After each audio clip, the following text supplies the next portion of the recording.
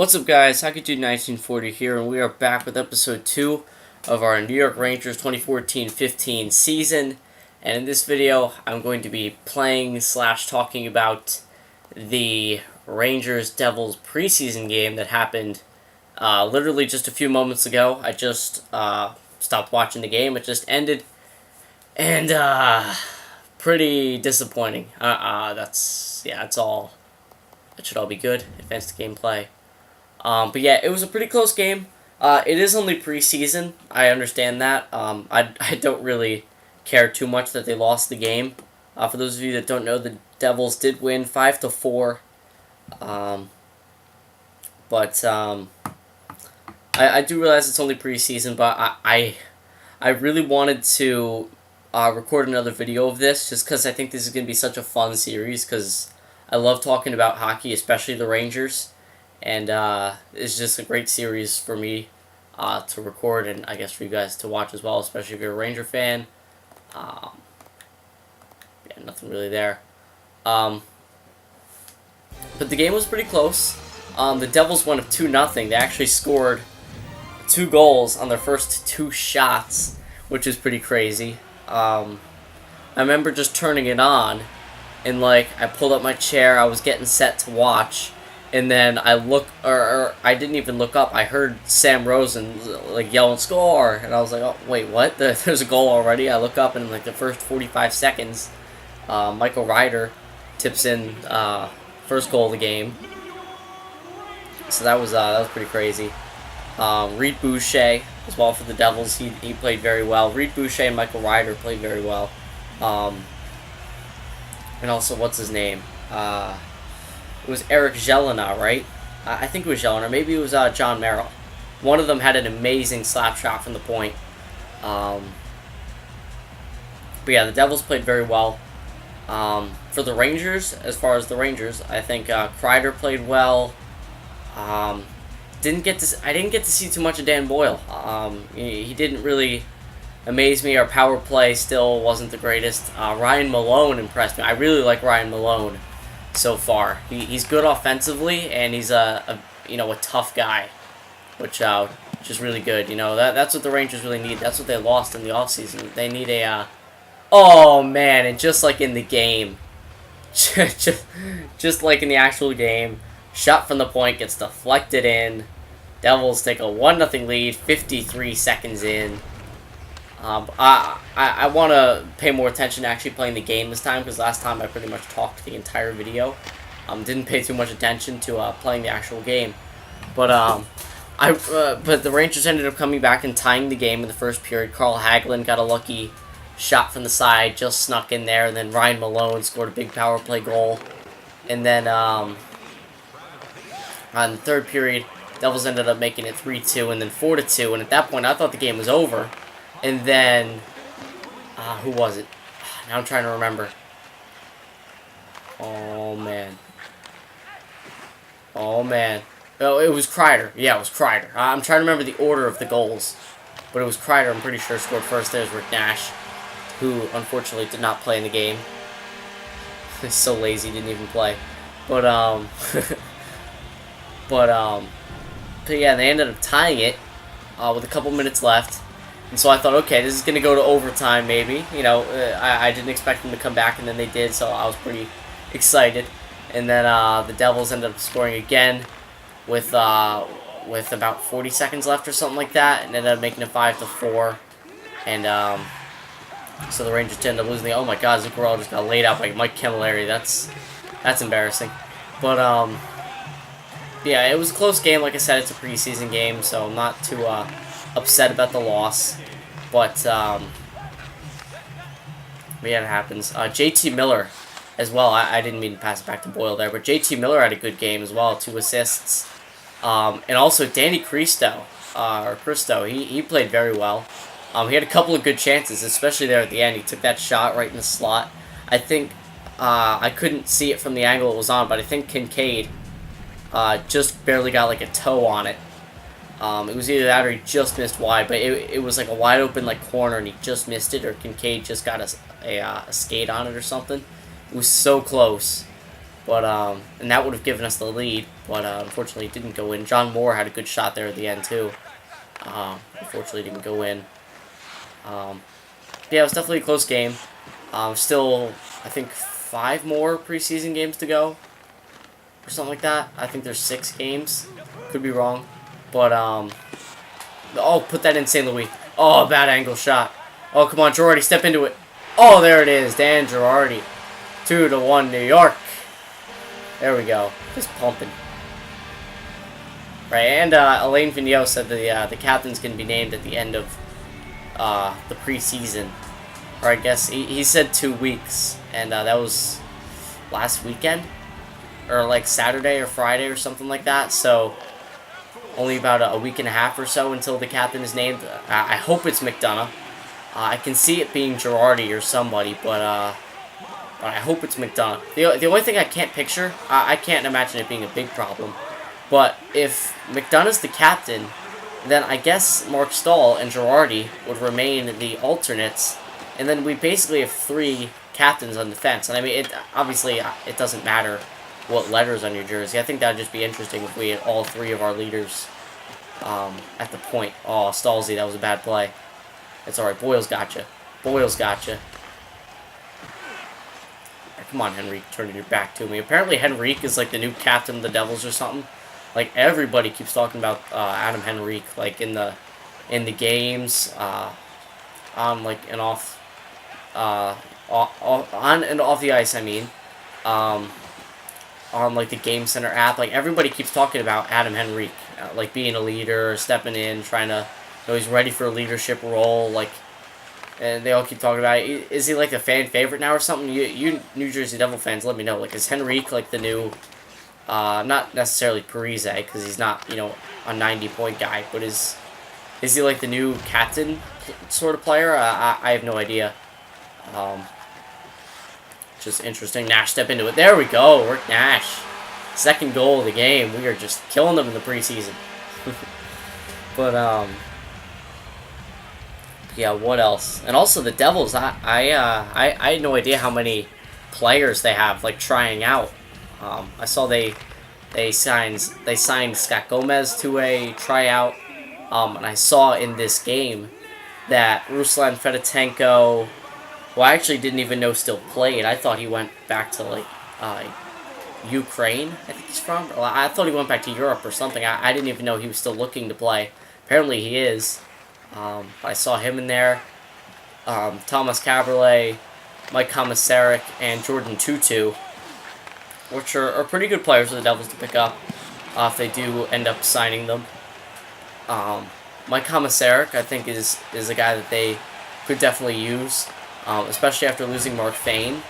And you know, the Devils, they mainly consist of offensive defensemen. I mean, Andy Green, Adam Larson, I guess if you want to count John Merrill on the rise, Eric Jelena, you know, all those guys are like offensive guys, and they don't have a lot of defensive defensemen. Oh, and they also lost Anton Volchenkov, so they definitely need a defensive guy, and Mike Komisarek is a great player to have. And then Tomas Caberlet as well is an offensive defenseman, so if they take him as well, it's another offensive guy. Caberlet, I'm not too sure how well he would do in New Jersey. I'm not sure where he would fit, whether he'd be a top 6 or whether he'd even get top 6 time. I mean, he's a former All-Star, but I mean, that means nothing if you can't get it done now. Ruslan Fedotenko is a nice 3rd or 4th liner. I mean, Fedotenko, it's funny because if you look at the old divisions, Fedotenko has now hit all 5 of the Atlantic Division teams. He started, not started his career, but as far as the Atlantic Division, he started with the Islanders, then he went to Pittsburgh, then he went to New York, then he went to Philly, and now he's in New Jersey. So he hit all 5 of those teams. He's won 2 Stanley Cups. He's been to the Eastern Conference Final with 3 different teams. So, you know, he's got a good resume, Ruslan Fedotenko. When he's healthy, if you give him, you know, like 3rd line time, he can be a solid 20 to 30 point guy. And then Jordan Tutu is a great tough guy to add, a nice grinder to add to New Jersey. You know, they've always been that gritty team. He just adds to it. You know, he didn't really fit in Detroit. They're not a very tough team. He just didn't fit in their system. So we'll definitely get a better opportunity in New Jersey. Yeah, I think that's pretty much it. It was interesting not seeing, like, Brodeur in the mix. It's kind of weird. Like, the Devils-Rangers matchup right now, it's so different than it was back in, like, 2008. Like, I've said it in previous videos as well. The matchup I always remember from these two teams, and I always will, it's just always the feeling that I get when I see, like, Rangers-Devils, MSG, like, a game. I think of 2007, 2008, that year specifically. I remember on the Rangers side, it was Yager, Gomez, Drury, Shanahan, Sean Avery, guys like that, against Brodeur, Eliash, Parise, Langenbrunner. Those are the players that I remember very well going up against each other. I loved that matchup because that's when both of those teams were very good. Or, well, like, the Rangers weren't very good. The Devils, they were both, like, they're kind of like the Rangers and the Flyers are now. They're always kind of, like, neck and neck as far as, like, the standings in the division. It was just a great rivalry because both teams were competitive at that point. Oh, that was horrible. Lundqvist, that was bad. Jaromir Jagr, embarrassing his former goaltender. Oh, that was bad. Lundqvist, what he made? I think Lundqvist made like 11 saves on 13 shots. It was funny because Lundqvist, they actually showed it. Like, he on the way back to the bench, like, throughout the period and a half that he played. Oh, sorry about that. He looked so serious. Like, it looked like it was the playoffs all over again. Like, he had such a, because, like, Lundqvist, for those of you guys who don't know, you probably do know. Oh, there's Ryan Malone. I moved him up to the third line. I actually put him in the lineup because I think he was scratched the last game. I scratched Tanner Glass and I put Malone in there. I put him on the third line. And I actually guessed his number right as well. When I went through the jersey numbers in the last episode, I guessed that he'd be number 24, and I got it right. So that's pretty cool. What was I saying? Oh, man, I forget. Man, what did I... Oh, man.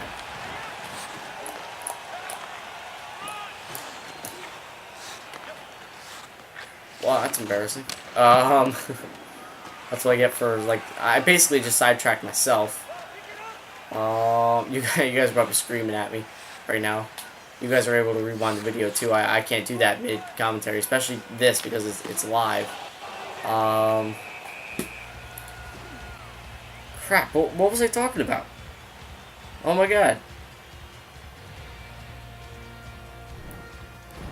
Oh man, that's gonna drive me crazy now. Oh man. Huh. Oh, Lundqvist, that's right. For those of you guys who don't know, Lundqvist, he's a very serious goaltender. Like, when he plays, even in practices, he hates to get scored on. Just like breakaway drills or something like that, he hates to get scored on, which is kind of funny. But, it's cool that he takes it that seriously, though. But, man, I didn't mean to pass it right at Tor Schneider there. But yeah, he looked so serious, and like, when he got back to the bench and he sat in the bench, he had such a serious look, and then he just started laughing. Because, it was just hilarious. But, yeah, the Rangers, I think they're going to have a good year. I really like how the Rangers look this year. There's still a couple guys we have yet to see play. Nice job, Kreider. Rick Nash didn't play. Zuccarello didn't play. Stepan wasn't in there. Girardi. I don't think Kevin Klein played. Who else? Stempniak didn't play. Broussard didn't play. There was a lot of younger guys that I saw that was pretty cool. Some of the newer guys as well. I saw Tanner Glass, Malone, Lombardi, Kevin Hayes, Danny Cristo, Jesper Fast, JT Miller, Ryan St. Louis, Marty St. Louis, Kreider, John Moore. Oh, McDonough didn't play as well. Stahl played.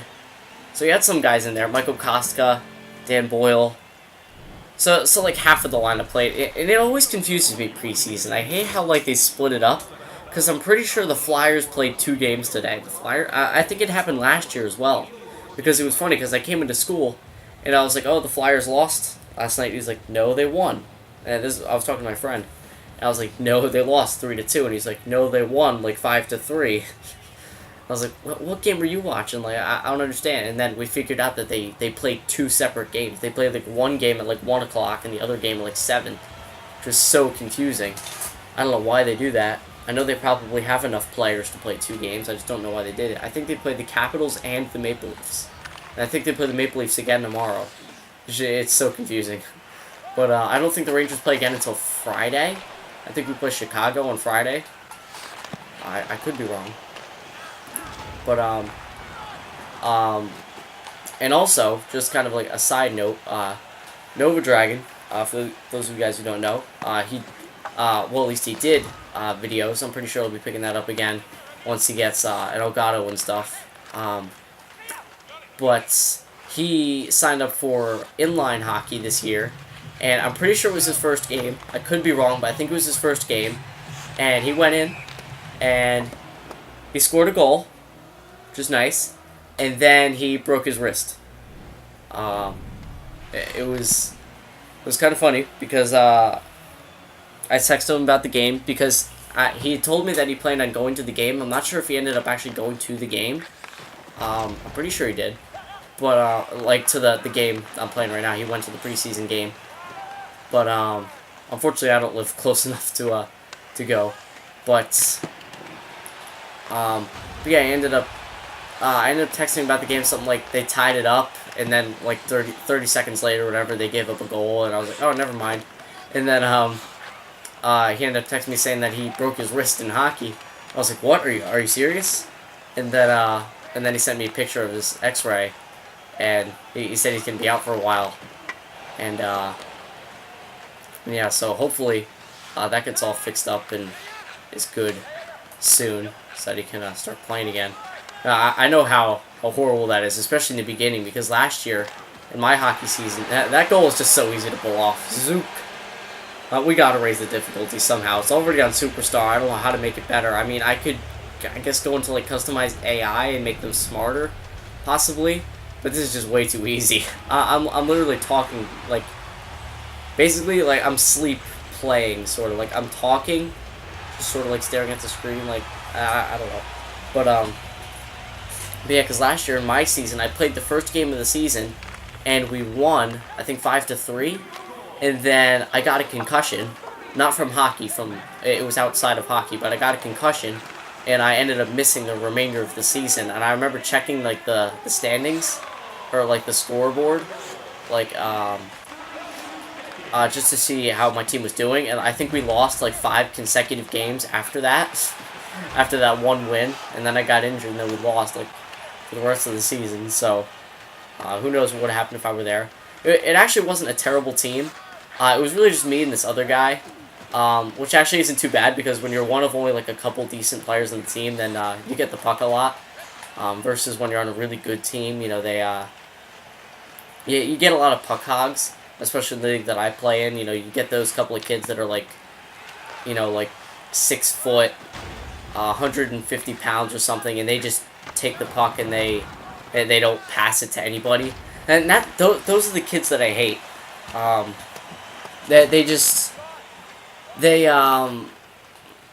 They're such hypocrites. Like, they're not team players whatsoever, and then they criticize, like, other people for not being, like, a team player. Like, they'll be skating down the rink. It'll be like a 2-on-1, and they'll have a perfect pass right across the crease, easy tip and goal, and they won't pass it. They'll just put, like, a terrible shot on the net versus passing it. Yet when they're coming in, and this is one kid specifically that I'm talking about. I think we were coming in on like a 3-on-2 or something like that, and it was me and my other teammate were side to side, and then this other kid who's a complete puck hog was behind me, and he was screaming at us, or screaming at me really, from behind me, you know, pass it, like slapping his stick on the ground. I'm like, dude, no, like, because he never passes it to anybody. And then he's in, like, the worst position imaginable, and he's asking for the puck. It's just like, oh, God. I want to kill those kids. It's horrible. But yeah, hopefully they're either not going to play this year, or they're just not on my team, or whatever. But and also this same kid, he's just he really just annoys me because he not only does that, but he takes a lot of penalties. He's really undisciplined. He uses his stick a lot. Like, he takes it and he just, like, whacks at people. High sticking calls, slashing calls, all game long. He averages, like, 2 or 3 penalties a game, I think. Oh, Hagelin, if I could get that to the backhand. But he does that, and also when he plays defense, he constantly pinches. Like, tries to go for, like, 3-on-2 breaks, and it's horrible. Because we constantly get hit with like 2-on-1s and 3-on-1s going against us just because he keeps constantly pinching. It's so annoying. But yeah, so we ended up getting this win. And also on another note, it's so funny how young the players look now, especially Rick Nash. I saw an interview on Blue Shirts United about with Rick Nash in the locker room, and he looks like he's 20 again. Like, he looks like the early day. He looks like he did the early days in Columbus. Like, he looks so young after like he shaved off the playoff beard and everything. Same with Marty St. Louis. Like, St. Louis looks like he's like 25 now versus 45. So that's kind of funny. Oh wow, 70 EA pucks. Oof, I'm just swimming in money. 3 stars of the game. Rick Nash, 3 points, 2 goals. I didn't even notice. I was too busy talking. Ryan McDonough, 2 points, 2 assists, 0 shots on goal, just passing the puck, making his teammates look better. That's what he does. And Dan Girardi, a goal, 2 hits, 3 shots. So we do. Who else got some points? I guess we'll just look at this. Points. Nash 3, McDonough 2, Girardi, Boyle, St. Louis, Zuccarello, and Kreider all got points. So yeah, that is kind of my my take on the Rangers-Devils preseason game that happened earlier tonight. So yeah, if you guys did enjoy, please leave a like. I will see you guys in the next video.